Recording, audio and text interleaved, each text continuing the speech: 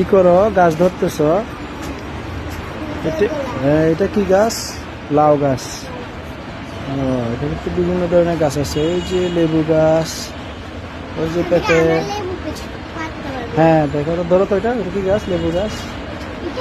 হ্যাঁ, এটাও লাউ গাছ। এটা হচ্ছে যে তোমার মেহেদি মেহেদি পাতা। এটা মেহেদি পাতা, মেহেদি পাতা। এটাও লেবু গাছ, এটা মেহেদি। এটা পেয়ারা গাছ।